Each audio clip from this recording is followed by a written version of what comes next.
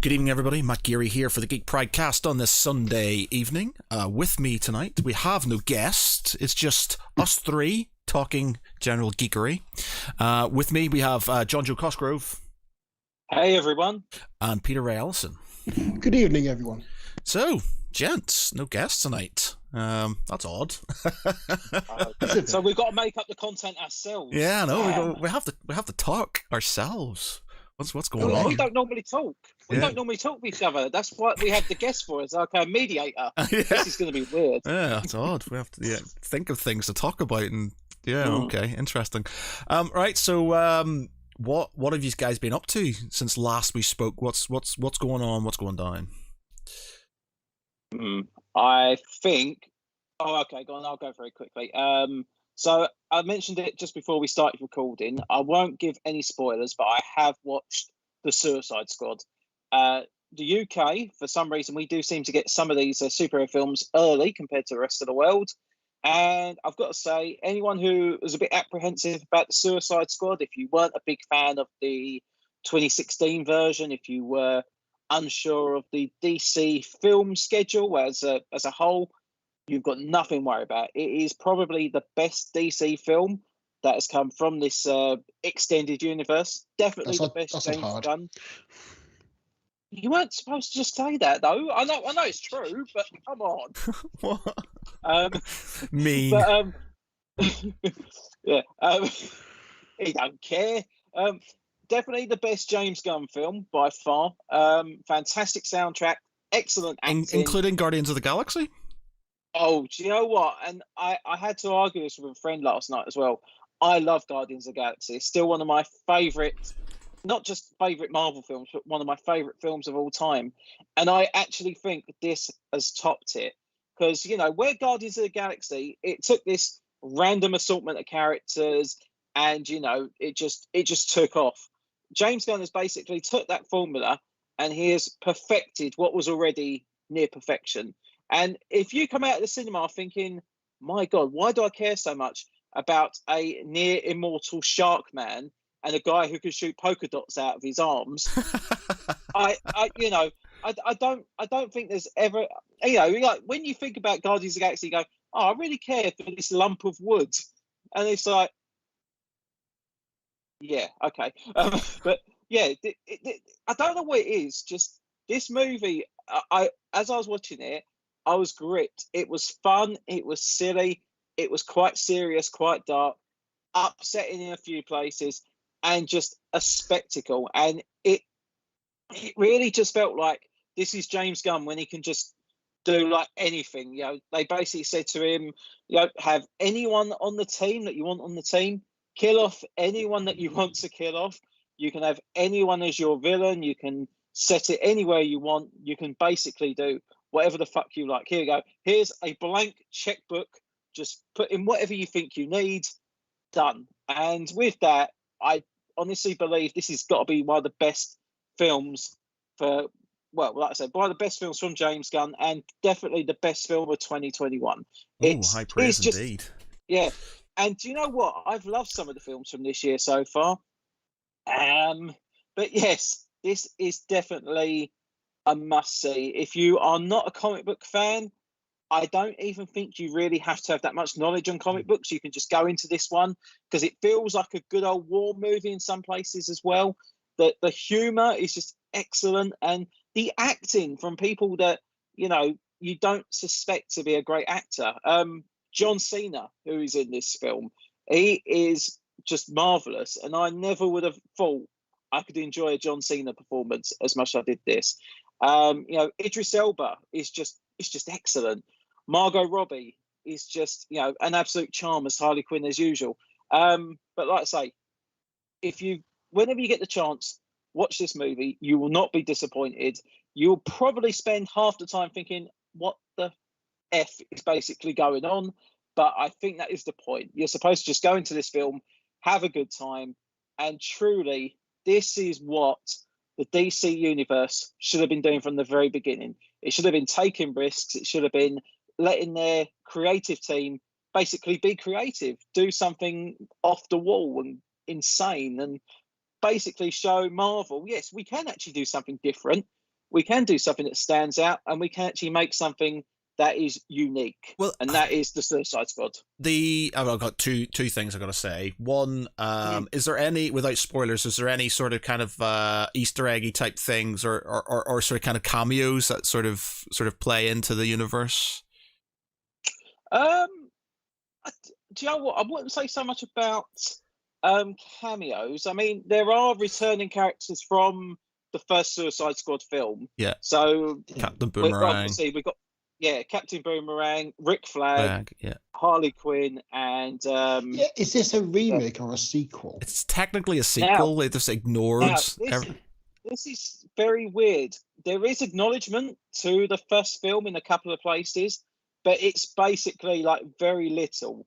Just a couple of little interactions near the beginning of the film, and then it's kind of like, yeah, just get on with it. That's you just do as you need. Yeah. Okay. And is this basically DC finally doing a Marvel film? Do you know what? I really had to think about that. I honestly believe what James Gunn has done with this. He's made this so it's almost like a one and done. So if this was the only DC film you were to watch, you wouldn't have to see anything beforehand, and you wouldn't really have to see anything after. Not to say that there is no future with this side at all. And anyone who has been following the rumblings from HBO Max, there is a TV series coming out in January that actually has John Cena playing the Peacemaker again. And yeah, if the show can be anything like what the film has been, that'll definitely be a must watch as well. But no, I don't think this is in any way a Marvel movie hidden in DC. I honestly feel this is basically DC getting their own stride. And if they could say, the only other film I think that actually had that, and again, I think that was probably more a Marvel film in disguise, was Shazam. That was one of the only other DC films that I went, this actually feels different and fresh. Thing is, at the same time, I like Shazam, but it did feel too much like a Marvel film for me. It was just like, you know, I as much as sort of like the DC films have been questionable in some of them, I still say like Man of Steel, I fucking love that film. And you know, the new Justice League, the Snyder Cut was really good. I enjoyed that immensely and stuff. I really did. But I like that they've got a different they've got more of an edge to them. Them just going all Marvel and going all comical and stuff. It's like, yeah, it's good because, you know, everybody likes a comical film, but for me, it's not really DC. It needs to be slightly edgier. That brings me on to the point that at the last Suicide Squad, the director whose name escapes me now, David Ayer. Yeah, he's now sort of kind of saying, look, they didn't let me do the film that I wanted to do. The studio basically cut it, just like, you know, like Snyder and stuff. They basically added in a load of cuts, and he wanted his version. And apparently James Gunn sort of stood up for him and said, you know, yeah. Yeah, I think, well, it's not just Dave Ayer, is it? And Zack Snyder, and not just DC. There's been so many stories of the creative control being taken away, or a certain filmmaker's vision being changed. Biggest example probably in recent years, Josh Trank, when he made the Fantastic Four reboot. Now, I remember seeing the first trailer for that, and I honestly felt quite excited for it. It looked good. It looked quite exciting. And then I remember when the film did eventually come out, I walked out the cinema and I just thought, that was just such fucking stupid shit. I just really hated that movie. You know what's really annoys me about that Fantastic Four film is that we got, before it came out, we managed to get a scoop on some scenes from the film before it being released. Somebody had taken some photographs, you know, with, you know, obviously illegally, and they ended up in our possession, and we sort of posted them, and then we got like lawyers from Warner Brothers and stuff, like emailing me and stuff, and like I was told to take them down. And then I had to alter them so they weren't sort of original photographs, so I could keep them up. It was all sort of kind of all kinds of, and I had this guy asking me, where I got them from, and and how did they get them, and blah blah blah, and I was just like, look, I'm not telling you anything, we just got them there. That's sort of, I know Squealer. Yeah, I'm just, this is it. They're online, but there was so much grief over it, and then for them to turn it, for the film to be a fucking, shit show. I was just like, that was totally not worth it. But I remember when the film first came out, Josh Trank put this a lovely message out to say, I'm really sorry, you're not going to get to see the version of the film that I came up with. A year ago, I had what was probably the perfect Fantastic Four movie, but now the studio got involved and they've done this. They've taken control away from me. And it's when you can see, even in the same shots, was it Kate Mara? You see that she's actually wearing two different wigs. It's not even like they tried to mask it or anything. There's one shot when her hair's all tied back, and then the next one is when her hair's all down. It's two different shades of blonde as well, so it's very weird, very off-putting. And even probably more obvious, they had a massive change for Victor Von Doom, because he was going to be called Victor Domashev, and he was going to be, just a different guy. He was going to be a completely different character. And then they went, no, we have to have Victor Von Doom. So they did this very terrible rewrite, reshot about 60% of the movie, added in all these stupidly unnecessary special effects to create Victor Von Doom. And that was great choice, 20th Century Fox.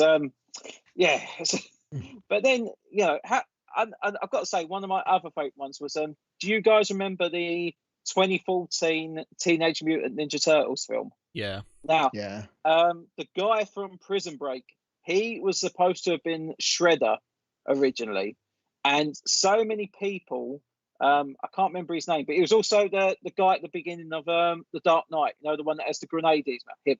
I can't remember his name, but he's such a good actor, and I feel so bad I can't think of his name.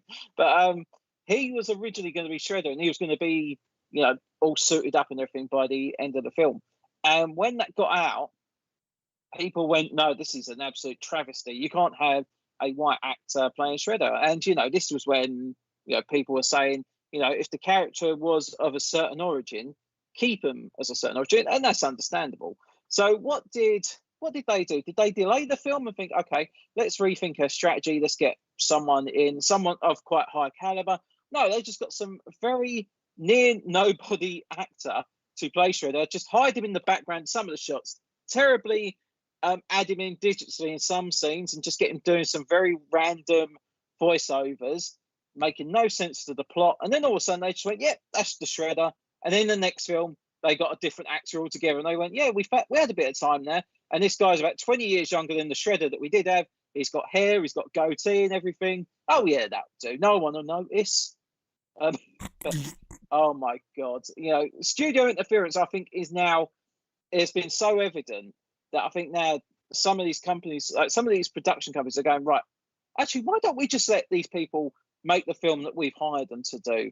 And you see it, the Snyder Cut was one of the best examples.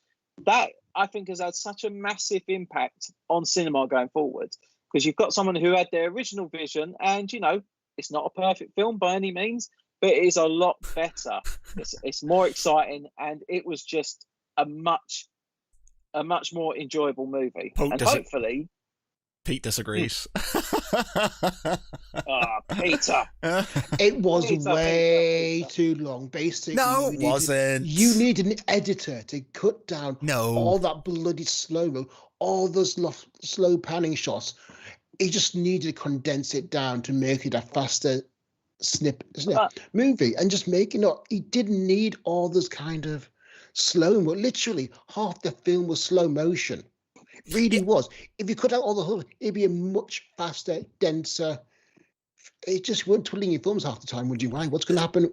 There were some odd things, and yeah, fine. There was a lot of slow mo things, and I don't think the music it was a bit random at parts, but I really enjoyed it. I thought it was awesome. I thought it built up really well, and I thought it ended really well and stuff. And it's like I thought it was a great improvement on the original one, and I kind of wish they sort of would go on with it, because I still want to see I still want to see Ben Affleck as Batman and stuff. It just sort of annoys me that he's not going to be Batman. Batman was good. The complete final segment in the future was just weird.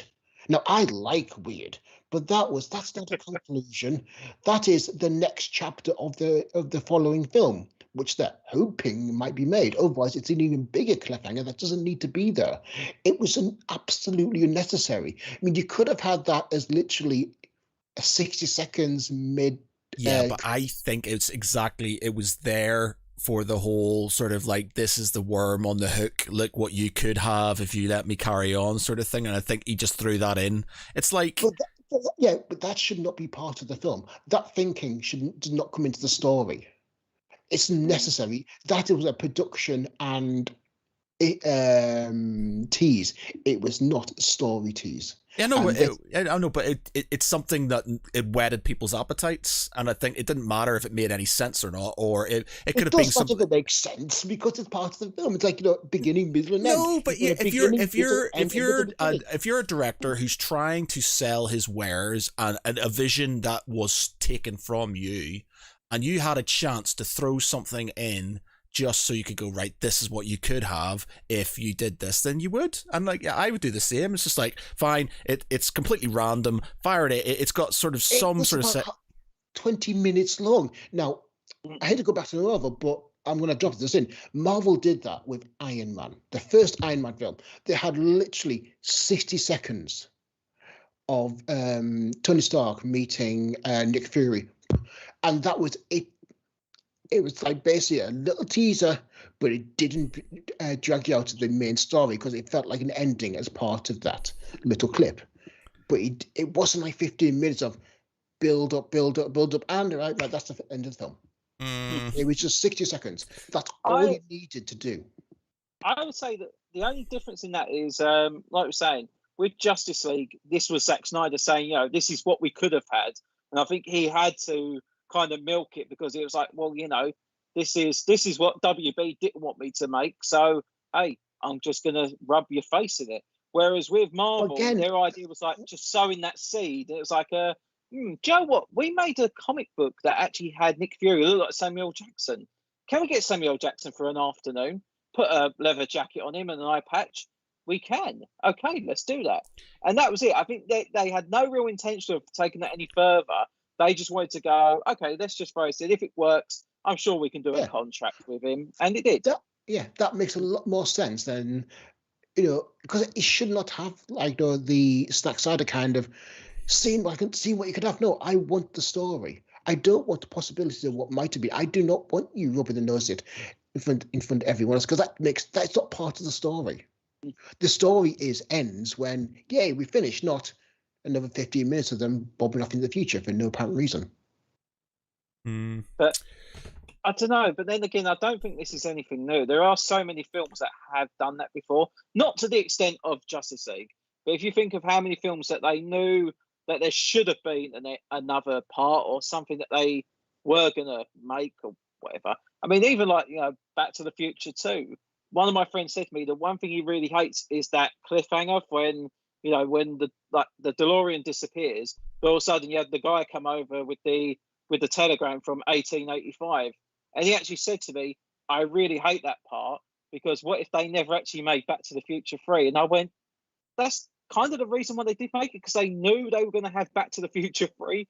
And I said, that is such a great part, because that gets you excited for the sequel. It gets you motivated for what's about to come. They're about to go into the past. They're about to go into into the Wild West. How could you not like that? Yeah, but again, it's all part of sowing the seeds of the future into the existing narrative, not tacking on another 15 minutes to the end of the film, which is what Zack Snyder did, and it was necessary. The end had finished. The film had finished about 20 minutes ago. It depends on what I would say. It depends on your definition of necessary. It might not be necessary for you as a film goer.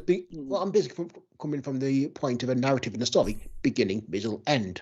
Yeah, not beginning, middle, end, beginning. I would say you know, it didn't bother me. You know, you find it was slightly random, but you know, it didn't bother me. I liked to sort of see random stuff, and you know, just having Martian Manhunter at the end was pretty awesome. But you know, for him, I can completely understand why he did it, because it was literally just a case of, I want to get these other films made, or so, you know, at least there be something to sort of people to appreciate what my vision was. So I've got the chance, I've got the money, I've got this sort of chance to do this. Let's do it. Just fire it in there, and you know, it doesn't matter. You know, it doesn't matter if it sort of doesn't. As much as I really enjoyed that, that's still one of the things that really annoys me.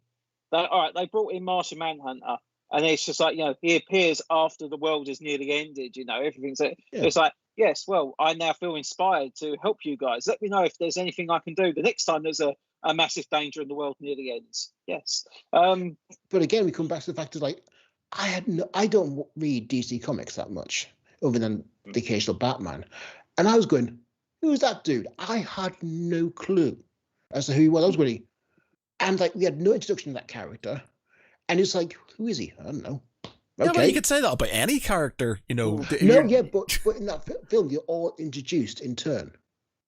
But this kind of whole kind of 15 minutes, just dropped in a lot of characters that we had never met before, or were never really introduced, and then just meant to go with it, which for 15 minutes is a bit incongruous.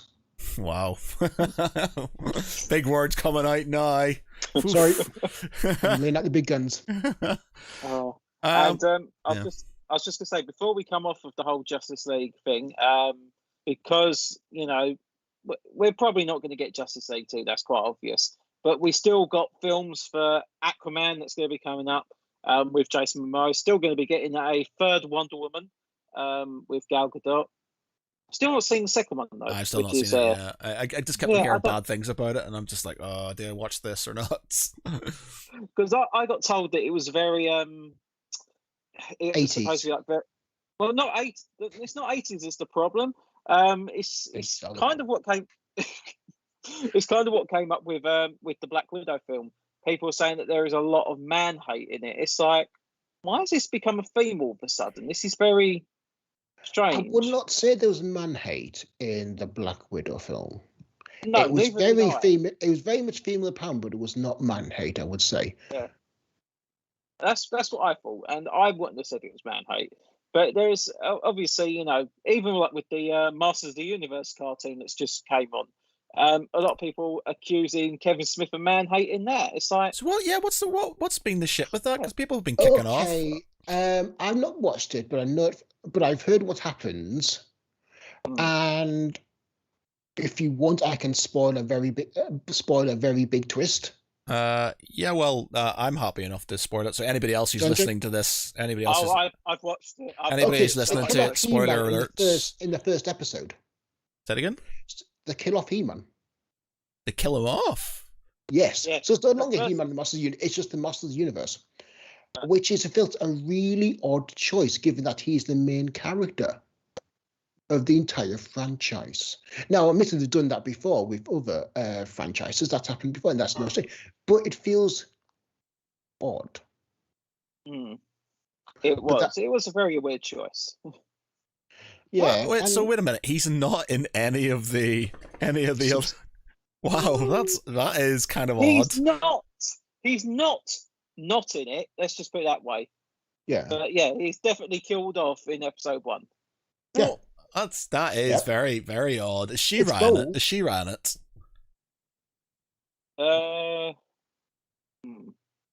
Spoilers.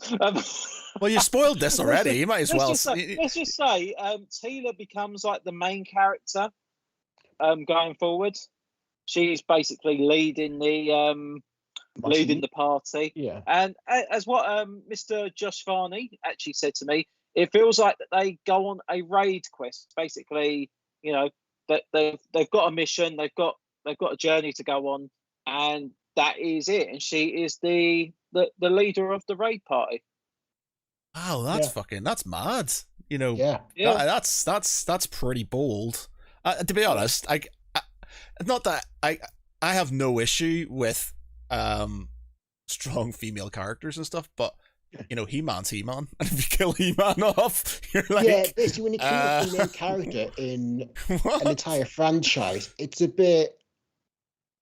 It's like odd. having Yeah, Superman without Superman, and then doing like fucking like Olsen or something. You're like, Now, admittedly, they have killed off Superman and done the whole death of Superman arc and like the legacy of Superman and what it meant. Yeah. But I'm not convinced that they do that. So they follow that path in the He-Man sequel. it's mad. That's some serious Game of Thrones shit right there, man. That's like, Oh yeah. that's insane. I'm gonna have to watch it now. It's one of them things that when you see it, like when you get to that first episode, for however many years you could have watched He-Man and the Masters of the Universe in the 80s, how much you may have thought what happened in that show, that one episode basically just takes that and goes, yep, let's split that over. Everything you thought you don't know, fuck it. Just carry on as fast as you can. But it was one of them things that when I watched it, because I tried to avoid spoilers for it, and I had to watch at least the first episode straight away. I got to in that first episode, I was like, yeah, what the hell have you done? yeah. As much as it was such a shocker, I went, do you know what? That is such a good move, because no one would ever have predicted that you kill off your main character in the first 20 minutes of a new series about said character. And and it also creates why they call it, and also creates a lot of options for the other characters to kind of come to the fore, and gives them a lot of more narrative flexibility that he didn't have if you had some of the main characters. So I can see why, but it still feels a bit odd.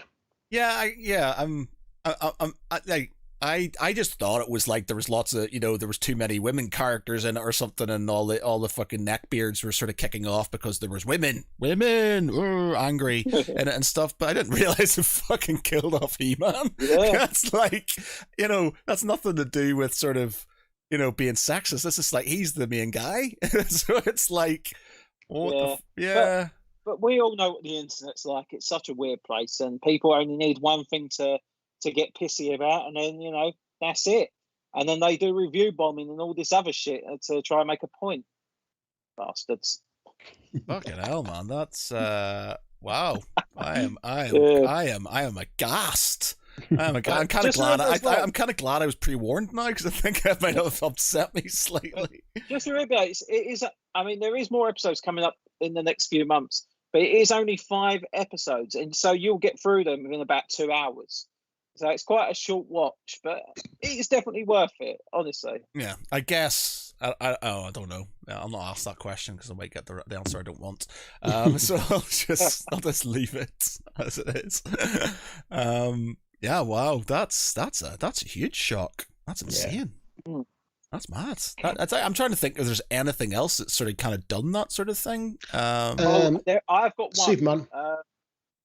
Yeah, well. Superman as well. Yeah, but then he comes back several times. So yeah. Do you remember? We're going back to like the mid to late noughties now. Robin Hood TV series on BBC One, because at the end of season 2 they killed off Maid Marian, because that was obviously needed for some reason, and at the end of series 3 they killed off Robin Hood, and the idea that the BBC actually thought they could continue with a series 4 and actually have the legacy of Robin Hood live with no Maid Marian or Robin Hood. That was actually quite interesting the way they did it, because they had the estranged brother come in and basically take, and it wasn't so much, Robin Hood was not so much a person, it was more of a mantle and a title of responsibility. And it was basically, can this new person live up to the responsibilities of his forebears? So that was quite interesting to watch. But just bear with me 1 minute, my dog's barking. 1 minute. Okay, but it was a very bold decision by the BBC to kill off both Maid Marian and Robin Hood. And it wasn't just that as well. You think they also killed off Guy of Gisborne as well. Yeah. So that was done, and they killed off John as well. So, but then again, I mean, one of the things about that email to see, and it's just a great series, Robin and Sherwood, is what they kind of really embedded it. of the historical nature of the show, where basically, yeah, people are going to get hurt. We do not have the NHS that we do now. We don't have the medical technology that we have now. So if someone gets a decent wound, they're probably going to get affected and they're going to die. So basically, having someone survive for 4 seasons without a scratch and still be going would be pushing the realms of possibility. But again, having someone die and then be replaced by someone else who takes on the mantle of Robin Hood. That there's been loads of shows that have done that, and like you say, because it's a mantle more than a person. So there was that idea, and I did see what the BBC were going for when they said, "Yeah, we're looking at developing series 4," and the only thing is that I think Robin Hood had lost such a lot of steam by the time season 3 had actually began, that by the time it got to its end, there was I think only 1.5 million people watching it, whereas the first episode of series 1 was something like 8 million. So, if no one's watching the show, you've already killed off half of your main cast. They're like, we're not going to probably get any new viewers, let's be honest. Let's just pull the plug. That's done. Well, yeah, but that reminds me, Into the Badlands, whilst it didn't go to such a drastic element of killing off the cast, when they finally had an end date, the gloves really came off the writing team, and they went from like holding pattern into let's just go bonkers.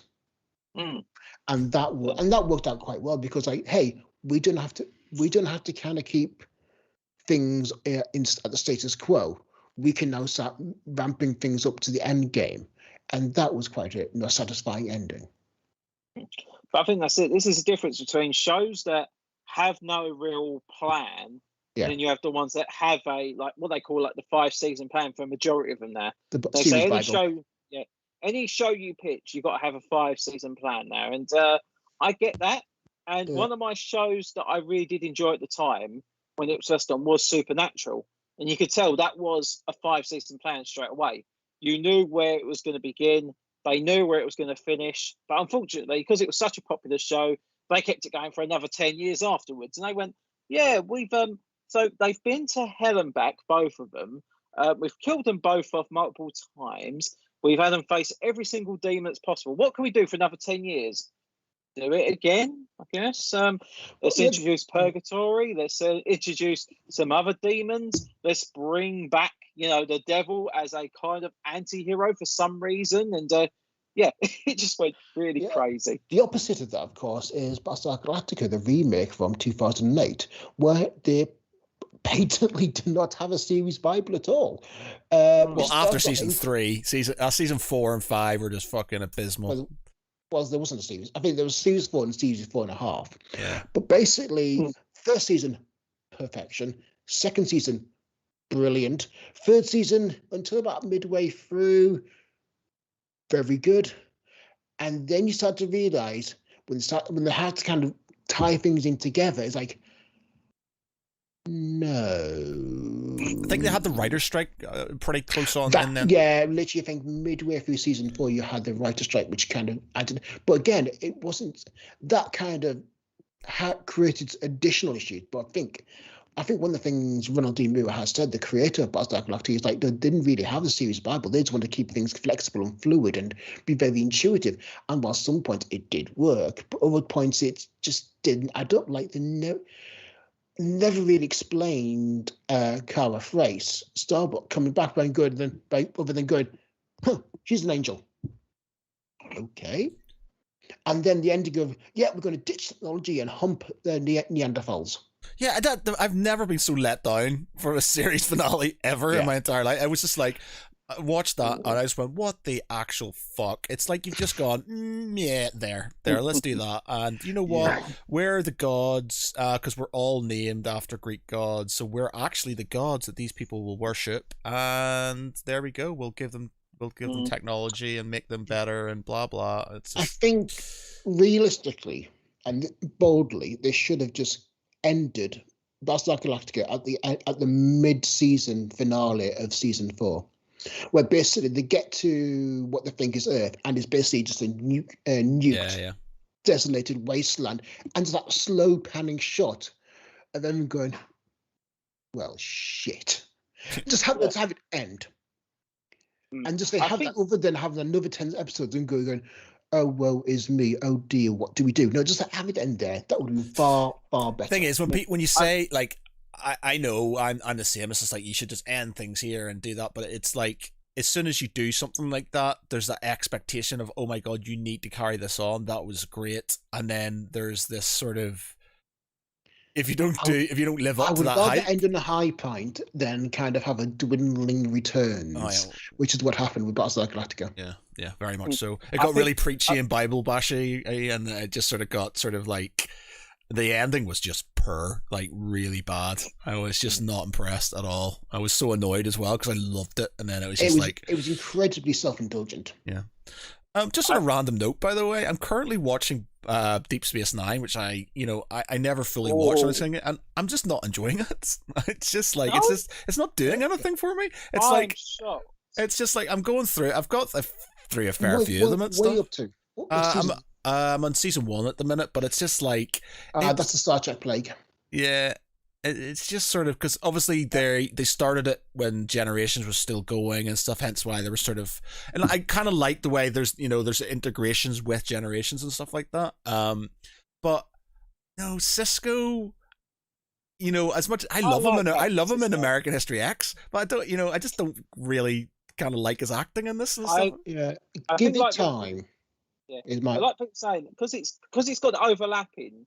I think Deep Space, not just Deep Space Nine, but Voyager, they kind of felt like they were relying on, obviously, what came beforehand. And once you got to about season 2, when it's off on its own 2 feet, once it's able to live and breathe, Deep Space Nine, I absolutely love. But I do think the second half of the series is better than the first half, because it obviously got its own time. It managed to just get out there. Well, and it's still time. 7 seasons, though. It's a lot of TV still. Basically, when started following Babylon 5's idea and going, hey, let's have this whole kind of season arc, and let's kind of really invest, start investing in that. That's when it takes off, and also bring in an overarching nemesis for the crew to face. That's when it starts really kicking off. And it just. The first season is a bit rough. It's fantastic designs and good ideas, but it needed that first 2 seasons to really find its legs. And also, it hasn't defined him, which is a brilliant ship.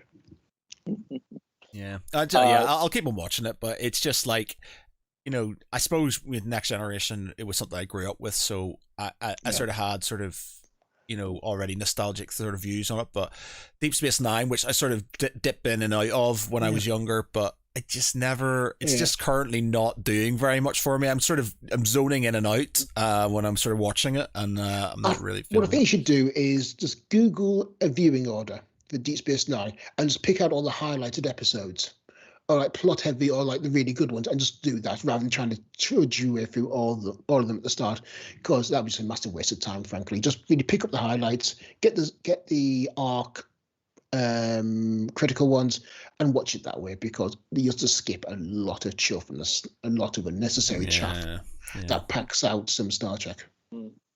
Yeah, I did that. And the game with Voyager, I was on and off with that and stuff, so I never really sort of. The thing with Voyager was they never delivered on their premise. They're meant to be kind of a Federation starship, way beyond Federation of space, in an uncharted area of the galaxy with limited resources. And how many times did they replace their shuttlecraft? How many shuttlecraft did the Voyager have? I mean, literally, they lost about a shuttle about every other episode, and still they never ever seem to run out. Or photon torpedoes. That's one hell of a they just to never replicate them. They replicate an entire shuttle. Really?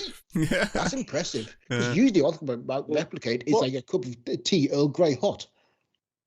What we see as finite resources compared to what obviously the Federation think of finite resources, obviously 2 very different things, we've only got enough stuff to last another 30 years. Oh, yeah, we'll be all right. Well, again, where did they put all the shuttles? Really? Where did they put all those bloody shuttles? Oh, they had a warehouse on the back. But yeah, I mean, actually, what we liked about Battlestar Galactica was that they kept a running tally of the survivors. So basically, if some people died in an episode, those numbers were chopped off at the start of the next one. Right, to really give you like a sense of if people die, there is a major consequence other than, hey, some actor's not getting his contract renewed. It's basically no. The chances of that civilization dying, it becomes that ever more likely. Have you watched? It's sort of sci-fi, but it's dystopia. Have you watched Snowpiercer? No, I haven't actually. Yeah, I've read the comic books. I haven't seen anything beyond episode 5 of season 1 yet. Yeah, it's really, I really enjoyed it. It's on its season. Well, it's moving on to season 3 and stuff. But you know, I know there was a film, and apparently it was like really shit. But the series is really good, really watchable and stuff. And second season's got Sean Bean in it, so you know, winner chicken dinner. So. He dies. He doesn't actually die. Spoiler alert: he doesn't actually die in this one. He's just a bit of a shithead, which is sort of conflicting with me because you know I don't like Sean Bean being a shithead. Joe, you know, saying a little bit earlier about the when the writers' strike was happening. If you look at some of the TV that was out at that time, I think one of the most upsetting things to me was my favourite show at that time was Heroes.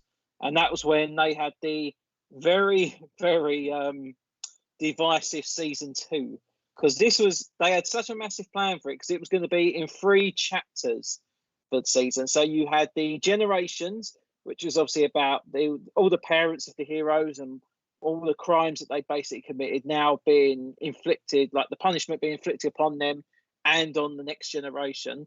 Then you were to have the Exodus, where basically they were just going to kill off so many of them with the virus that had been teased throughout that first chapter. And then you had the villains one, which then became part of season 3, where they're going to go, yeah, do you know what? We've got just as many villains as we've got heroes. We're just going to have them have a full-out war with each other. When they announced that, I was really looking forward to it. When the writer's strike happened, they then went, right, okay, so we've done to episode 11. We're finishing this arc. Now, we filmed it where the virus is going to get out. But that means we're going to have probably 9 to 10 months before we have another episode on. And basically, NBC really just shat themselves and they just went, can we do a quick rewrite and say that the virus doesn't get out? But our story, everything we've got going forward, hinges on, you know, on the virus getting out, on these characters dying and how the world's going to react. I imagine how apt that would have been now to have had a season of TV like that with everything that's gone on in the last year and a half. But yeah, they basically just went at the last minute, no, we can't have this. Get someone in very quickly, rewrite that scene, reshoot that scene. And apparently they reshot that 5 days before it was to be. I don't know how true that is, but I do believe it when it comes to NBC's track record. About 5 days before it was due to air, they got someone very quickly who was not part of the Writers Guild to quickly rewrite that scene and just go, yeah, no virus, no, everything's good, the world is all okay. And then they just went, right, well, we've got a couple of tags we can use. We've got a couple of scenes that we weren't going to be used. Let's just put them out there. We'll make an episode. We'll come back in September. Hopefully we'll be all right. And I just think that was such a missed opportunity. And that was where Heroes just went from being one of the top TV shows to, yeah, we can't be bothered now. We've shot ourselves in the foot. This is what we're left with. Yeah, it's very hard to finish the end series and stuff. I think, and you know, I think many series sort of struggle to sort of get the ending right and stuff. Sometimes the best endings are the ones where it's very abrupt. Like the ending for Quantum Leap, I actually quite like because it just of suddenly just goes.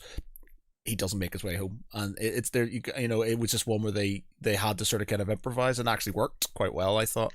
I can think of 3 TV shows that had a fantastic ending. Babylon 5, that was great. Orphan Black, that was really, really good, and that was structured for 5 seasons, and it ended, and it was a really satisfying. And Person of Interest. Oh, I've not seen the ending of Person of Interest. Oh, so good. It literally builds up, and it just ends with a massive bang. I'm not going to say what happens since I've not seen it, but yeah, it's very satisfying. But I will just say very quickly, just talking about the writer's strike. I had a TV show that I really loved during the writer's strike. I've mentioned it before, and it is this one here, Journeyman. Okay, yeah. Now, this shouldn't have been anywhere near a good TV show, because it was about a guy who travels back in time and he helps people, and then he sort of but he goes randomly back in time. He can't control it. I remember when it was first advertised, I thought, this looks like utter shit. But when I started watching it, I loved it. I just couldn't stop watching it. And this was a show that unfortunately suffered from the writer's strike. They got the mid-season finale, well, what was supposed to be the mid-season finale, shot, and they said, that's 13 episodes in the can. We're all right. If the figures are good, next year we'll come back. We'll do a full second season. The view figures weren't good, unfortunately. But it was one of them ones that they did kind of write it. So you could kind of leave it where it was, and you could just go, okay, that's a series, that's one and done. It was all right, it worked.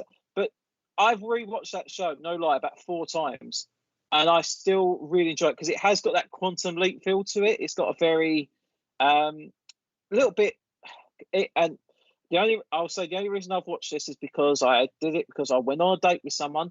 I watched the Time Traveler's Wife movie, and I hated that. But it's got a little bit of vibe to that as well, and it's just a fun series. It's got some very dark themes to it in some of the episodes. It is well acted, but like I say, it's one of them shows that they just went, okay, it did all right, but we don't want to go any further. And it's one of them ones that I always thought, if they ever did say, we've got all these TV shows, what can we bring back? Journeyman would definitely be one of them.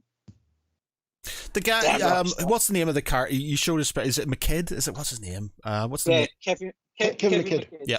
Now that reminds me of another series. There was a series on HBO and BBC called Rome a while back. I loved it, and there was 2 series of it, and I thought that was quite a good sort of ending because they could have pushed it past where it was, but the way they ended it worked really well, I thought, and stuff. So that was quite a good night. It was a short, 2 seasons, but it was an expensive season because there was quite a lot of sort of stuff going on. I think that's why they stopped it, weren't it? Because it was just so costly for all the sets and all the location shooting. Yeah. Well, they were doing like ancient Rome and stuff, so it had to be pretty epic. But it was really good. I loved that series, and he's very good in it. What's the other fella? He plays Punisher as well, and he's in loads of things. He's just Walking Dead. Right? You talking about Ray Stevenson? Yeah, Ray Stevenson. That's it. Yeah. From Punisher Warzone. Yeah, they're all both really good. He was I can't remember. He was Titus Pillow, and McKidd's character was. I've not watched it in ages, so I can't remember the character, but I loved it. I thought it was amazing and stuff. And it was one of those first ones which was like proper bloody, and there was sex everywhere, and it was sort of kind of like a precursor to sort of kind of like Game of Thrones, I guess, because it was pretty brutal. Yeah. Right. Okay. Since the title of this is meant to be UKGE, I think we should maybe talk about Pete's trip to UKGE. I didn't make it this year, which is probably good for my wallet. So, Pete, what were the highlights? What did you see? Okay. First off, it was great to be there. The highlight was just actually being there. I mean, it sounds odd, like, hey, I went to Geek, but yeah, that was the high point of the atmosphere. It's just great to see people in person and chat with them and just chat with the developers. Because, I mean, the thing with the UK Games Expo, it's not just a bunch of stalls selling shit. You can buy a ton of stuff, and trust me, I did. But the focus is not on trade. It's not on trade. It is developers. It's creators. And that makes it vastly more interesting and dynamic than just like a bunch of traders selling guff like the Showmaster events. But the highlight for me, great to see Nightfall Games with Slay Industries, and then do Terminator role-playing game and Stalkerverse role-playing game. They're doing some fantastic stuff. There was Free League Publishing with their Alien role-playing game, and the latest one, then it's released for it, the Colonial Marines Operation Manual, which is literally a work of art as a game book. The artwork is absolutely fantastic. I mean, just skim through. I'm going to see if you can see that. Well, for those who are listening to this, Pete's holding up some awesome artwork. I mean, that is gorgeous artwork. Yeah, it really just sells. I mean, a picture tells you 1,000 words, and that tells you millions. And it's filled with stuff like that. It's really well designed, and it's just the aesthetics of it as well, where it kind of just brings you in that sort of retro futuristic universe that is Aliens. Did they have it in the? Because obviously it was reduced size and stuff. What hall did they have it in this time? Was it? Can't tell you which hall it was. Basically, it was spread across 3 halls essentially. You had one hall dedicated for ticket collection. Right. So this huge hall, and just for tickets, spaced out, and then you had another hall for traders, and again that was spread out. Even though then there was still some space left over, because like some couldn't attend from abroad or did not want to risk it. And then there's a third hall just for opening game, which is like a mass of tables spread out. And yeah, I mean, naturally the big thing was we're still in the pandemic. Fingers crossed we're coming out of it. But they had a load of precautions in place. It was very well spread out. It was very spacious. Before at UK Games Expo, where it was like crammed in, you kind of shoving past people to get around, and it was really claustrophobic at times. This was vastly different. It was very spacious. They kind of literally just spread everything out, widened the corridor, so to speak, by twofold. They reduced the ticket numbers down to prevent crowding. They had the NEC had installed hospital grade filters in their air conditioning system, just kind of a bit of extra protection. And if you wanted to go there, you had to wear a mask, and you either had to be double vaccinated, or have a lateral flow test, or have a swab test, and all of them had to come back negative. Oh, okay. So yeah, they really did a lot of kind of precautions in place to kind of mitigate the risk. And yeah, it's just great to be there. I mean, there were instances where you had to take your mask off, such as like in one of the eateries. But other than that, you had to put your mask on and walk around. But other than that, it was fine. There was lots of elbowing people, like, hey, I've not seen you for 2 years, and like elbowing people, literally nicely, not shoving them out the way. I saw the Geek and Sun the Geek and Sun guys were back there again. Yeah, I mean that was dangerous for me, because my wife and I are planning to do our living room and study in the autumn, and we're needing a new dining table. And I'm thinking, they got a new one coming out as well. Yeah. Yeah. Well, if you can sort of like to send us a promo one to showcase, I'll be happily do a review of it. I feel really guilty because I've got theirs here, and we went through a big period of using it a lot, and then obviously all the shit with my ex happened and stuff, and then we literally I haven't used it in ages. It's here to set up. It's just covered in boxes and things because I haven't fully done this room up yet. But it'll get used at some point in time. But yes. Their tables are amazing, absolutely amazing. Yeah, it really is. Like that's carpentry. It's a work of art. Would be a fair way to describe it. And the one thing I really like, there's not just like creators of games there. There's all the kind of secondary associated developers there. Like one thing was these kind of poker chips that were had these blank poker chips that had been inscribed with different statuses for D&D. So rather than saying, oh, you're blind, or you're mute, or, you're unconscious, it just gives them the tokens in, right, that's you. You are now mute. You can't speak. Or you're exhausted. And that basically is a tactile reminder of that status, rather than having the player to remember that was all the character, that they've also got a status that they need to consider as well. And also, it's just the right size of popping a miniature on. So. Okay. For in-person gaming, it's really, really good. Obviously, online stuff, not really practical, but just like this really neatly done, nice idea, and really, really just. Were Fantasy Flight there or anything? Did you any of the big ones?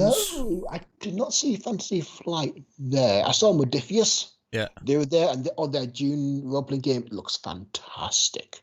Really, one of my mates, Craig, he does painting for Modiphius now. It's for their he does painting for their what's it called?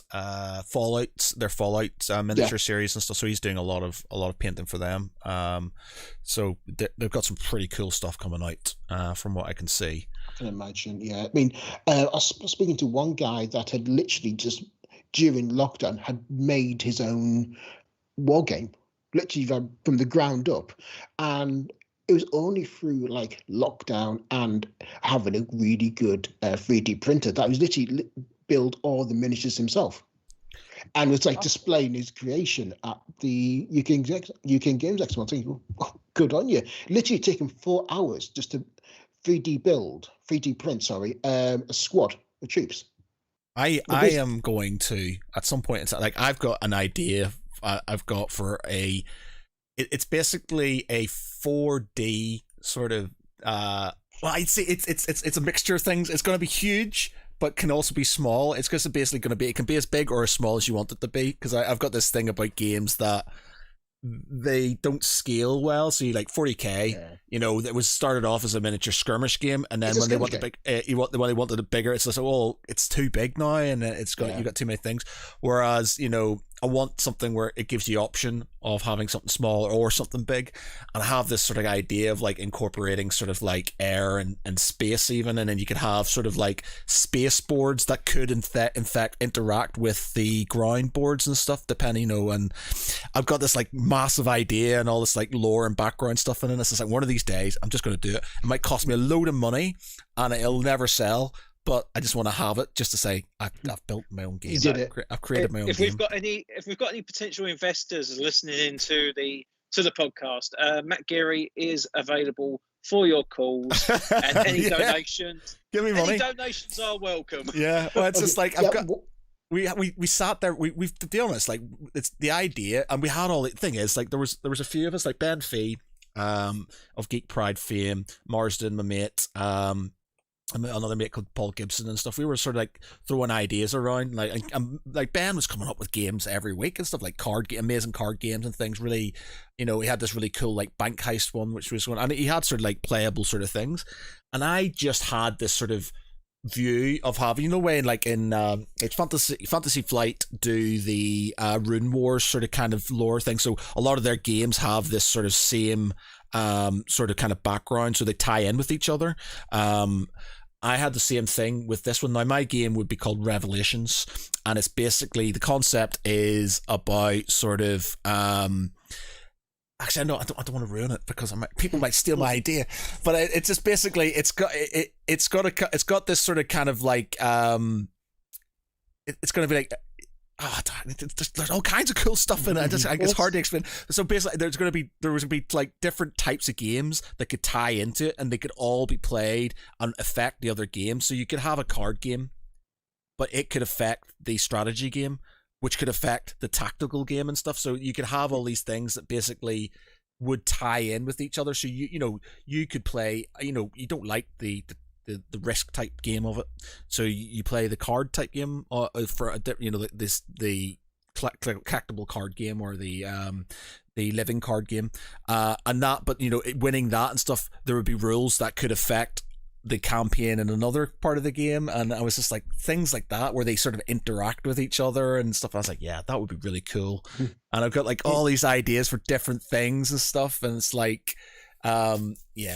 just like, this is gonna be a great game with loads of offshoots, and it could be massive, but unfortunately I don't have the time or inclination to sort of create it all and stuff. So I went through a state of like writing out all these really super complicated rules and having things like, so I had it where it had to be scaled properly, right? So infantry would be small, tanks would be to scale with the infantry, so you could put guys on it.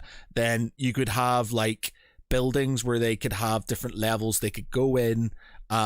Buildings would be destructible, scenery would be destructible. Then you could get like boards which were ships, so the boards that you could get on, you could move them around.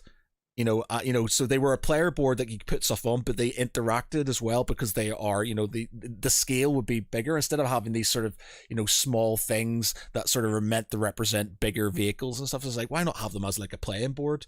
But then you could, in theory, move it around, sort of to interact with the rest of it and stuff, and all these big ideas and drawings and things like that. And it's just like, so far, nothing's really come of it and stuff. So, one of these days. But to have a passion on it and actually have an idea is good. And then, if it's something that you're able to revisit, even if it's just little by little, that's something still. Yeah, I think my problem is because I just get distracted really easy, and I'll have one idea for one thing, and then we went from that sort of kind of grand strategy type game to a tactical game. Then it went to like this sort of it was like an idea for like a dungeon crawler, which was based in the same time and the same thing, but it was basically you had a progenitor race who had who would take specific types of what some of the different sort of races that were within the main game, and they had to work together to achieve certain things, and then those goals could be used to benefit your sort of your strategy game you were playing and stuff. But then there was all the things like, well, these things may be like, as these races are competing against each other, certain times you may want to stab each other in the back and stuff like this. So there was all these sort of kind of underlying sort of things that I thought I could tie in with it and stuff, but I was just like, it was getting well too big and well too complicated, and I was just like, right, I'm gonna have to stop for a minute. I would ask though, because obviously I know that you are a massive fan of history. And anyone who's not seen it, Matt has got a TikTok of history stuff. It's about, say, only about 1% as popular as your TikToks with Boz, the dog. Yeah, it's anyway, 5,000, just under 5,000 followers, whereas Boz has got 142,000. I love the history stuff, though. But then I'd say that you putting together a game like that, I reckon that you are taking a lot of that knowledge, a lot of stuff that you enjoy, and you are incorporating that into your ideas.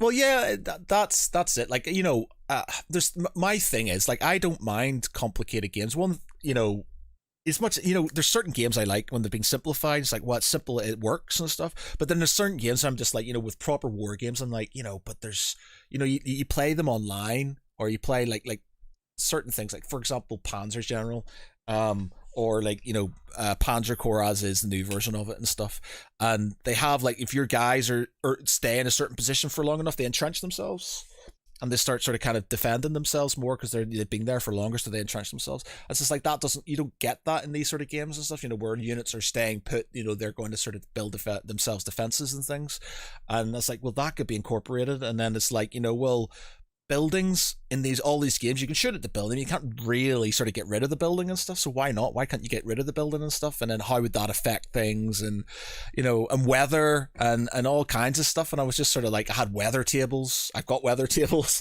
and all kinds of stuff. And my idea was that, fine, you could make it as simple as you wanted. You could have it literally just like roll a dice, this happens, or you could add in all these modules. You could have weather, you could have destructible scenery, you could have supply lines, you could have the fact that your units can't go this far away from their supply base without having negative effects on their dice rolls and how they do things and stuff. And it's just like, it would be super complicated, but you would have that option. It wouldn't be just like, it's this or nothing. It's basically, right, these are things that would be attached into the game itself. They're effectively like modules that you'd have a binder of rules, and it's like, you'd have the basic rules, so you can have the intermediate rules, or you can have the advanced rules and stuff, instead of just having one set of rules that sort of work. Like 40k, it's just especially old 40k, it was just pretty much like, this is hard, this is pretty complicated, learn it or not.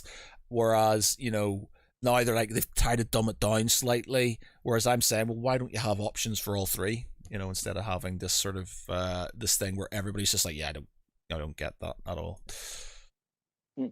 So yeah, we'll see. I doubt it'll happen anytime soon, but maybe in my retirement I'll finally do it, and I'll have a game that'll sit there, but I'll be finally made, and I'll be like, yeah, I did this. This is my thing. I've done it.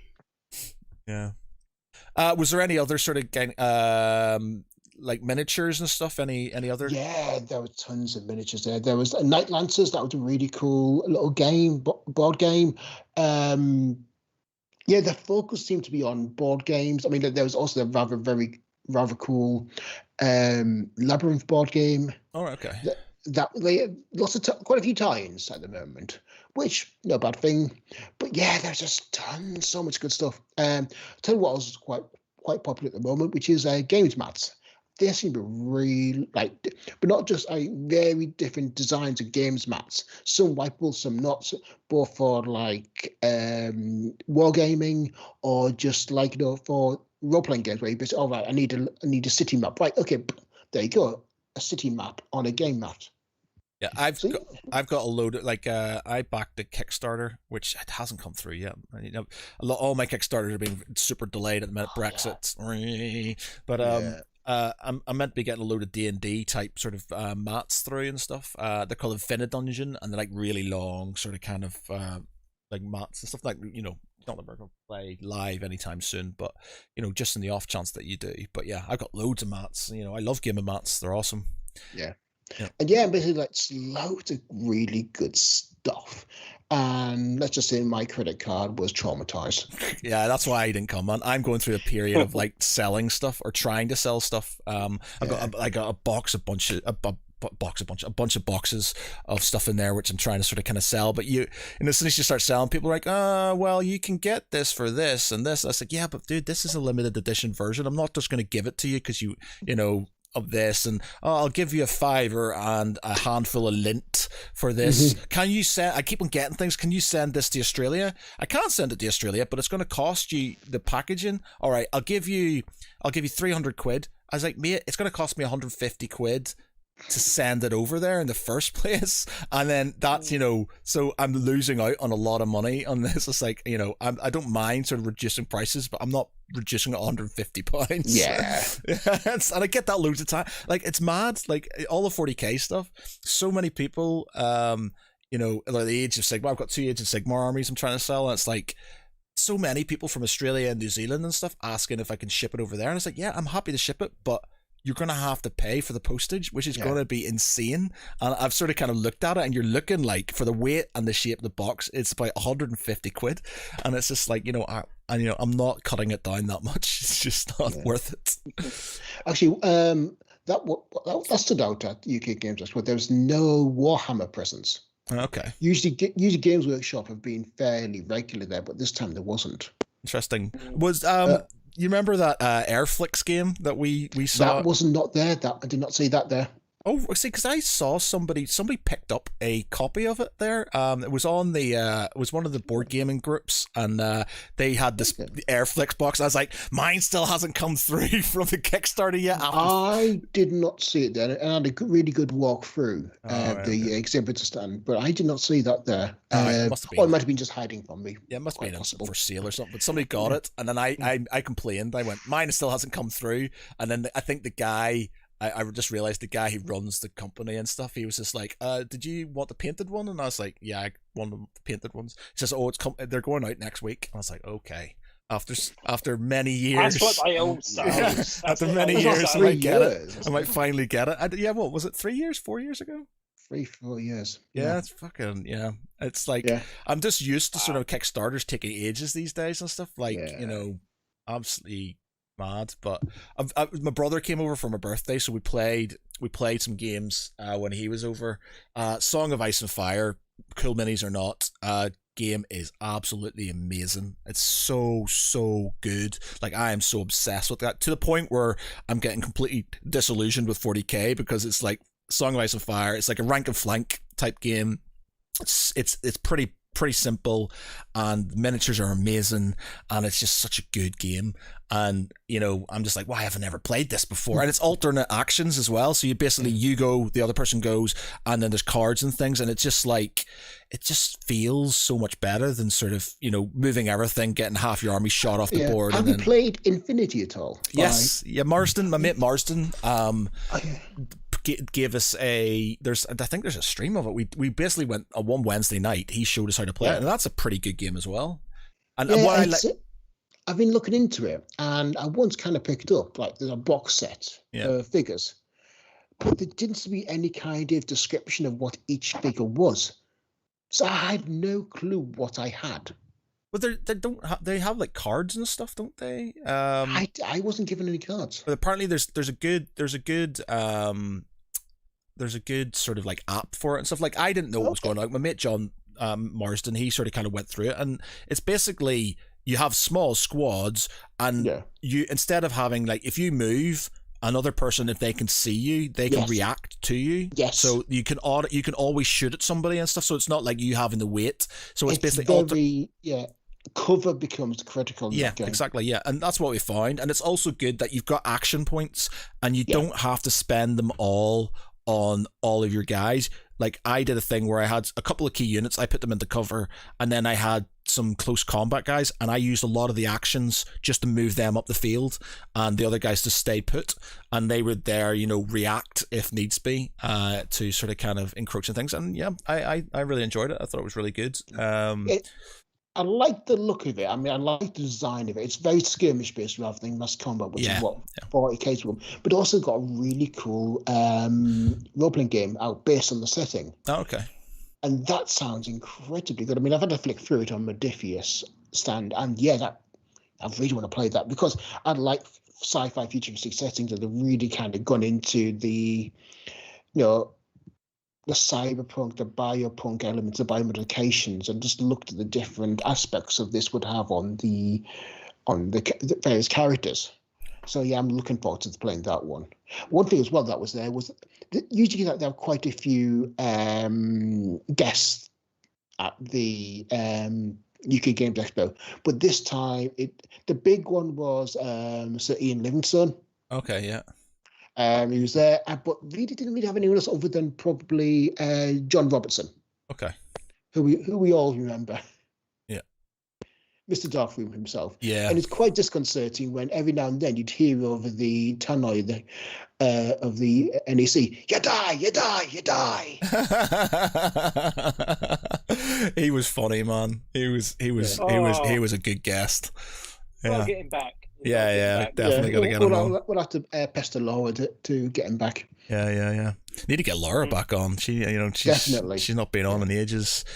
But yeah, I'm going through a stage now where I'm just trying to get rid of some stuff because it's just like it's gotten the point now, especially with my 40k things. It's like I've got so much I don't need it. It's like the other day I was out and I stupidly left my man cave door open, and my dog panicked because I was gone for a long time. So he charged into the room and decided to destroy some of my made knights. And I was just, I came back and I went, they're destroyed. I'm not bothered. I never used them. The only one that annoyed me was because one of the ones was painted. I'd actually painted it for once, and it was painted and it had transfers on it. And I was just like, and he fucking destroyed that, didn't he? But the other ones, I was just like, you know what? I don't care.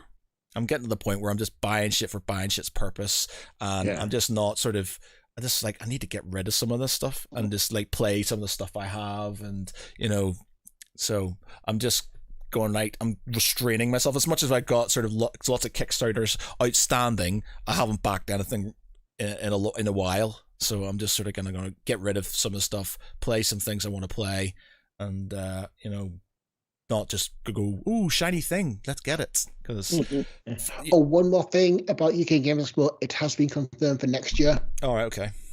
Yeah, it's going to be, just give me a second while I quickly look at my phone to tell me. It is going to be on the 3rd of June to the 5th of June. Okay. Oh, so basically only 11 months away, not 12. Right, okay. I'll try and prepare my my wallet for that then, I guess. Let's see how it is. If my house hasn't bankrupted me by then right. Okay. Anything else before we sign off? Go on, Pete. I've watched the Forever Purge, the 5th film in the Purge franchise, and it's incredibly good. Okay. Yeah, really. Basically, if you like political horror, you'll love this because it continues to build upon the core premise that the first Purge film did, and just continue to expand it out. And just again, it's incredibly, was it prescient, but of its time. It really looks into immigration and racism, and given what's happening in America, very very telling of its time. And also watched Black Widow, which I thoroughly enjoyed. I've not seen that yet. I want to watch it. That's obviously we need to talk about that because she's suing Disney at the minute, which I'm not sure if that's a smart move or not. I appreciate her character's dead, but it's, the character, For the fans, it would feel disingenuous for the character to come back. Now, admittedly, superheroes never die, but there had to be a cost for them to get that soul stone. I know, but you've got the whole thing with the multiverse and everything coming back. That you know she could arguably be back in different guises and stuff. But if she goes and sues Disney, it's like, yeah, you're not coming back. I would, based on Black Widow, and thus spawned this, I would say Scarlett Johansson is not returning. Right. Okay. I'm not going to say any more of this. Basically, I think Scarlett Johansson, now this is purely my own perceptions rather than insider knowledge, basically, Scarlett Johansson has finished her contract, her time with Marvel, and she is objecting to the fact that the lack of exclusivity of the theatre and cinema release has meant that she has made a distinct loss according to her contract, and she's demanding suitable compensation, which is, to be fair, reasonable. Who else is doing it at the moment? Somebody else is suing Emily Blunt, I think. Yeah. No, Emma Stone. Emma Stone, that's it. Cruella de Vil film. Yeah. But also, not so much Disney related, Gerard Butler is now doing it as well for Olympus Has Fallen. Really? This is just, I know, I was shocked as well. What? Why now? That was 10 years ago. Yeah. That was 10 years ago. Yeah, I know, but I reckon you're going to see a few of these now. We're going to see a few of these people that go. Olympus Was Fallen was quite good. Yeah, Olympus Has Fallen was quite good. It was fun. It wasn't. I mean, I liked the fact that essentially the White House has a defense grid. Like, so it's got pop-up guns. Like, where did they come? I don't think there's like stuff accurate in the 16th century. And it's just like, what? But it was fun. It's like just the whole attack on the White House was just brilliantly done. I got to watch and did a quick review for Jungle Cruise, and it's really good. Yeah. I really enjoyed it. It's it's got that sort of kind of like Indiana Jones meets Jumanji meets sort of Pirates of the Caribbean feel to it. But there's some proper like belly laughs in there and stuff, and there's like loads of puns, and they're just ridiculous, but it's hilarious. And Jack Whitehall, have you ever watched the stuff with Jack Whitehall and his dad? Jack Whitehall basically plays his dad. And it's hilarious because he's got the same suit, the white suit and the white hat and stuff. And it's just brilliant, man, because he's just trying to be his dad, I think. And it's just brilliant. And I didn't think I was going to enjoy it. I did it because nobody else in the group was going to review it. And I was like, I'll just watch it and review it. And I watched it and I went, yeah, it's kind of mindless, but sometimes that's what you want. It's super enjoyable. I was just sitting there and I laughed, and I found myself like laughing out loud, and it was just sort of like quite sort of I really good family film. I really enjoyed it. The Rock was really good. Emily Blunt was really good. Jack Whitehall was really good. The whole thing, just enjoyable film. Yeah. Oh, and one film I'd like to add, I watched the Space Jam sequel film, and oh god, don't. Just don't. I have had bowel surgery that was more fun than watching Space Jam. Wow. Really, and I'm not kidding, I have. And trust me, that surgery was a far more pleasant experience than watching Space Jam, which was basically 1.5 hours plus of this is the property we have.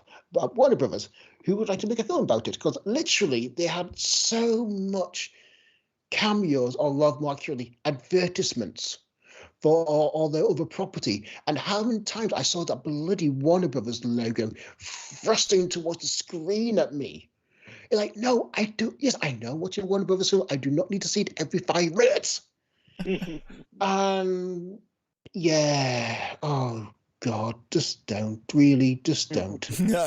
It was shameless, vacuous, shallow affair I've ever watched. And I watched a lot of shit. I know it's been a few weeks out, but I take it you've both seen the whole series of Loki? Yep. Yes, I have. I enjoyed it.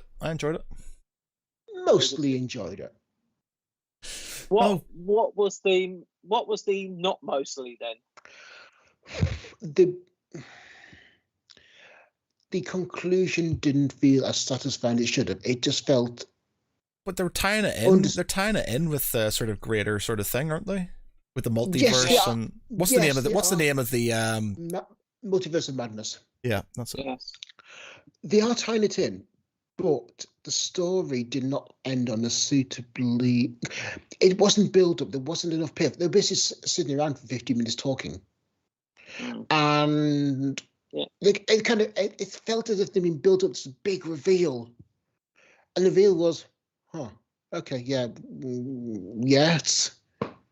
It just, I mean, I know it kind of set things up, but there still needs to feel some payoff for the 6 episodes. It could have done. Go on. No, I was just going to say that one bit I really did enjoy it, and obviously, it's only because some people obviously do their digging afterwards.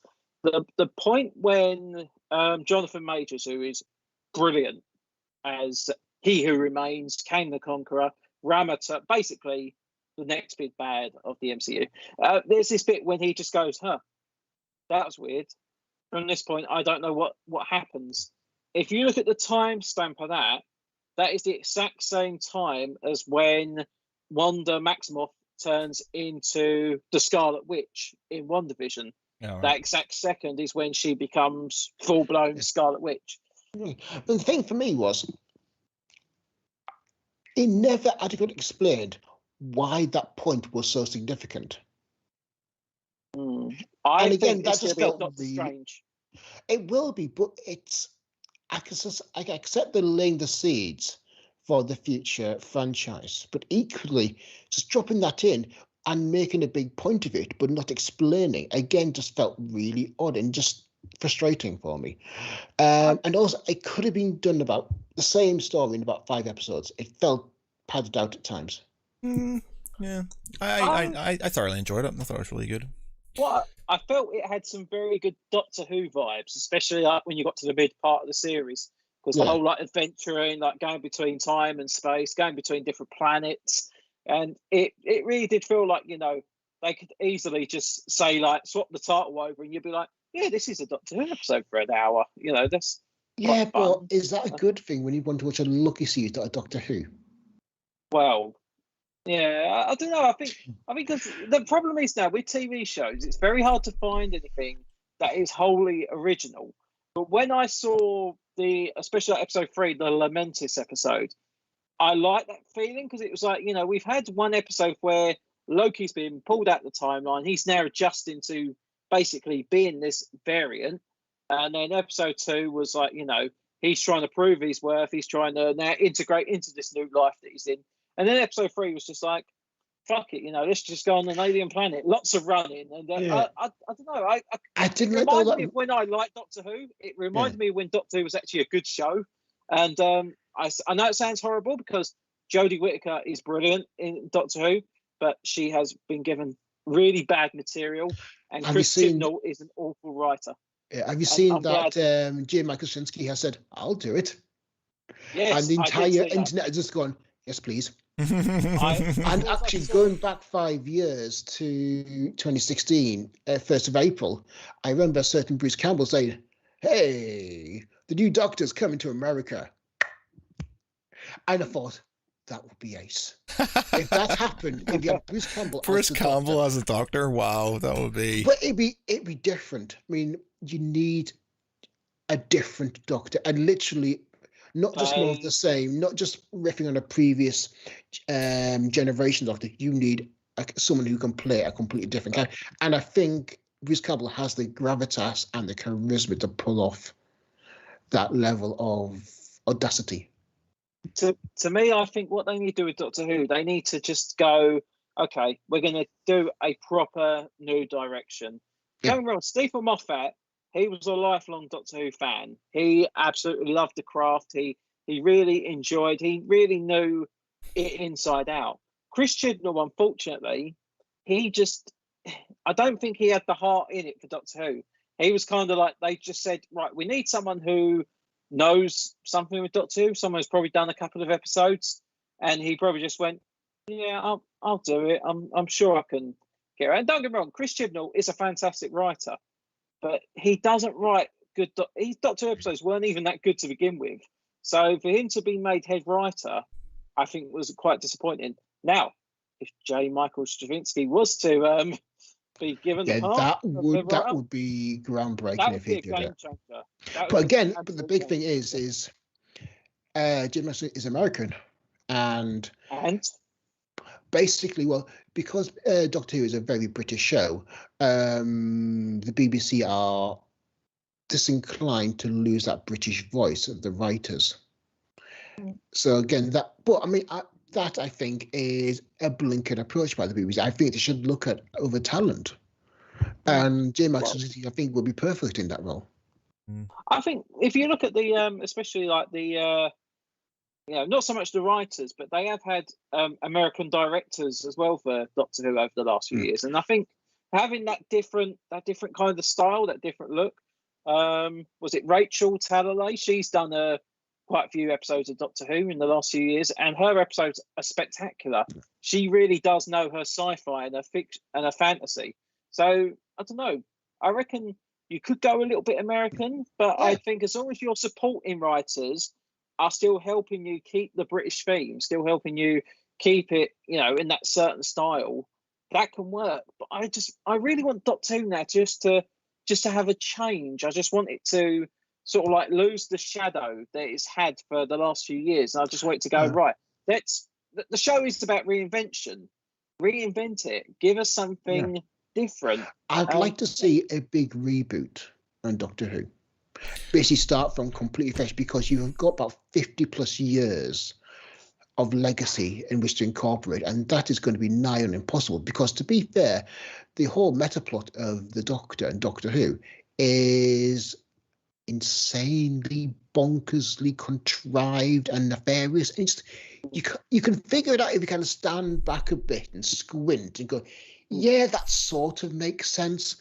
But when you start looking into detail and thinking, no. Did you watch series 12, the most recent series? I'm going to be completely honest here and say the last time I watched the Doctor was around the 7th generation. I then watched the first few episodes of the New Who. Was it David Tennant or Christopher Eccleston? Thank you. No, not the one after Christopher Eccleston. Oh, David Tennant was after Christopher. Yeah, David Tennant. I watched the first few episodes of David Tennant and that storyline, and it didn't grab me. I mean, the thing with Doctor Who, the TARDIS is a magic doorway to time and space. It can go anywhere, literally anything. And the first episode of this new series of Doctor Who was very much a statement of intent. Like, this is what we are going to do. This is what the prove to the viewers that we are here to stay. And they set it in modern day Britain, London, and that felt a massive lack of ambition. Why didn't send it like 350 million years in the future on Alpha Centauri? Why not like 600 years in the past in Lithuania? Why set it here now in London when that's the whole point? The whole point of Doctors, they can go anywhere. Unfortunately, there is a very good reason for that. It saves them money. But the other ways to save money. I mean, use that same crew they used in every episode of Doctor Who back in the day. I have zero interest in Doctor Who, I'm afraid. Like I used to watch the Sylvester McCoy ones when I was a kid. Yeah. And they were quite dark, to be fair. Like I remember them being pretty dark. One especially, the one with the cats, was yes. Joe, the name of it always escapes me. Yeah. But I love it because it's just that. I just remember there being a dead cat. It's like the cat curse, isn't it? Yeah. Because they all start getting like the cat's eyes. Yeah. And there's a dead cat in it as well. I think I just remember that one quite specifically. So like I would watch it when I was a kid, but for me it was always a bit too kitsch and a bit too sort of kind of I don't know, a bit like too low budget, and I was just like I'm just not interested in this. That was when because that was when they were still deciding whether or not to carry on Doctor Who. Yeah. And then when they done the last season of Sylvester McCoy's series, apparently they cut from what was going to be 5 stories down to 4, they then slashed the budget by about 30%, because I think at the time it was Michael Grade, and he just hated. Yes, he hated Doctor Who. He just wanted it gone. He wanted it out just as soon as possible. So he did everything he could. And, you know, fair play to the writers on Who. They really just made what they could. And, you know, what was it, the Curse of Fenric? The one that's like when Ace goes back to this place that traumatized her when she was a kid. Yes. I love that story. That is probably one of the best Doctor Who stories ever. And it was one of them, I think that was a good example of, you know, okay, we ain't really got much of a budget, but we can still tell a damn good story. Yes. And it just works on so many levels. Even Absolutely. what was it? Even like the last episode, I keep going back thinking it's called Battlefield, but I don't Battlefield, think yeah. It is. Yeah. That was really, really well done. That was kind of playing with the Arthurian myth as well, and it was. I was spoken to Sylvester McCoy a couple of years ago at Sci-Fi Weekend, and he said the last season of his Doctor Who was very dark. They really took a very dark tone, and there's this one line which I think it's going about the stench of death. It's like, you know, so there's death here, the stench of death, and how do you know? And he kind of points at a nuclear missile. And there really was a dark tone to this Doctor. Someone who he went from being like the happy-go-lucky genius to being very Markavian, like a chess master playing with his pieces, where his pieces were the other lives of his companions. But I remember his first episode, because his first episode was when he had to play Colin Baker for the first 2 minutes with that terrible wig. With that wig. But, was it Time and the Rani? That was his first episode. I thought it was Pleasure Towers, but I might be wrong. So I'm sure it was Time in the Road, because obviously it's when he gets picked up. Obviously, you see like literally his face for a second with the blonde wig, and then he regenerates, and then he wakes up in his new, obviously regenerative state as the Sylvester McCoy Doctor. And I do remember watching that episode, and he's a very energetic. He's very jumpy. He's very almost like excitable. But then, yeah, like you say, in that last series, he becomes very mean, very manipulative. He does have some very dark tendencies, and even like going back to Curse of Fenric as well, how he pushes Ace, how he really does almost like fuck her mind up, basically, to, you know, for his own means, for his own enjoyment almost. It's a horrible thing to watch. Yeah, but it's not for his own enjoyment, because he's doing it because he knows it's best for her. But you can see it's that's very what callous. he wants. Yeah, but that's what he's kind of. But he is enjoying it in the same way. Not probably like overly enjoying it, but it's like he knows that he has that power. And I think over time, when you've got this character who, you know, you look at the Tom Baker version of him, he was very jovial, very clown-like. Peter Davison one was very, you know, like very easygoing. And then you got the Sylvester McCoy one, who this was, I think, one of the first Doctors that did evolve during his time. And I think it is partly because of this whole thing with the uncertainty over the show, the budget cuts, the complete lack of faith from the BBC, dwindling figures on the viewership, and they just went, right, we need to do some kind of reinvention. And they just went, well, let's just make him almost like an anti-hero. He has been a very heroic character from that point. But then when you kind of take back, you know, some of his like more jokier side, some of his more like laid back side, and even the Remembrance of the Daleks as well. Yes. He's proper like tactically thinking, like, you know, where it used to be like, you know, I do my best to save people. In that, he's just literally thinking, right, well, how do I now destroy the Daleks? But and what was also a standout about the Sylvester McCoy was, it's like Ace was incredibly different to all the previous companions, especially the females. Where before they were running away and screaming. And, like, I mean, remember like Bonnie Tyler? It's like she went scream. Bonnie Tyler? Ace, was it Bonnie Tyler? Bonnie Langford. Sorry. Yeah. Oh, it's getting late. But yeah, basically, just wanted to add that Ace was fantastic. I mean, with her like explosives and like bazookas and like a baseball bat. And it's like, What did yeah, you when do? she's literally whacking the shit out of the Dalek. That was Yeah, brilliant. it's great. Would you? I did with a baseball bat in the eye store. Like, okay, that works. Yeah. That was before they had this this thing on their body that basically stops you from even touching them. Because that they just that was one thing I think when Doctor Who came back, they really did go right. Okay, so why were the Daleks so menacing in the first place? Well, you went near them, you die, and then they went right. Well, it's out of case and it's so hot that you touch it, you burst into flames. You go near its sucker, it'll literally just suck your face off completely. And it's just and. I had to, and I hate it when I do this, but I do kind of enjoy it at the same time. When someone goes, well, up until that episode in 2005, the Daleks never went upstairs. I went, actually, in remembrance of the Daleks, they did go upstairs.